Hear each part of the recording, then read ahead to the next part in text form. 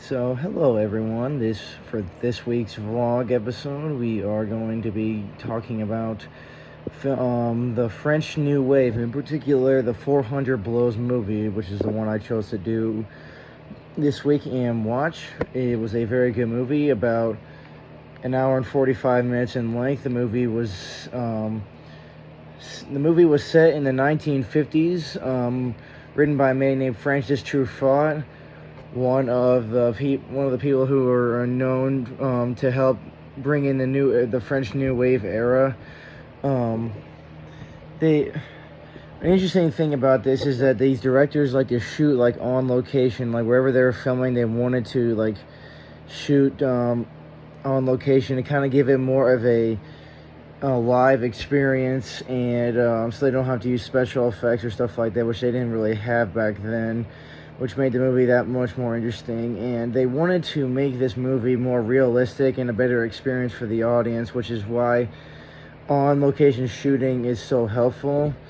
Some of the other techniques that they used were called the jump cut, which is an abrupt transition from one scene to another, which is something they did a lot of. They used a lot of fast transitions, and they happen quite frequently throughout the course of the film. And another thing they did was they used what they called the long take, which is a shot with a duration much longer than the conventional editing pace, either for the film itself or films in general. So those are kind of some of the films or techniques that they used throughout this movie to kind of enhance the experience, which made it really fascinating to watch. Something that, some of these authors really did stuff that wasn't really known yet at the time, in which made it very cool to watch how they came up with something that hadn't been done at the time, and made it something that really worked in a movie setting.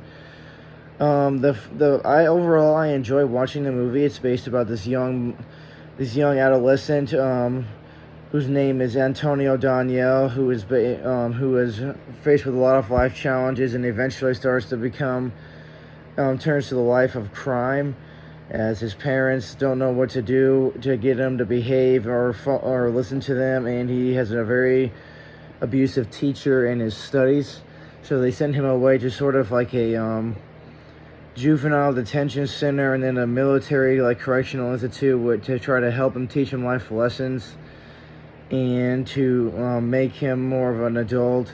And eventually, at the very end of the movie, he eventually breaks out of the military institute and runs away, and he runs to this beach, and it's interesting because he looks off into the beach, into the water, at the boats there, and he did say he had never seen the ocean before.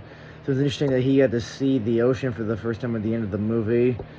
And it kind of ends with a frozen shot of his face, and just says "the end," which is something that was a common theme back then, where they said "the end" at the end of the movie in big letters. And they also like to do the credits at the beginning of the movie, which is something that doesn't really happen a lot in today's movies, but still happens. And that is all I have for this week's episode, as we were trying to talk about signature styles used in these movies. And I will be back with another vlog for next week's lesson.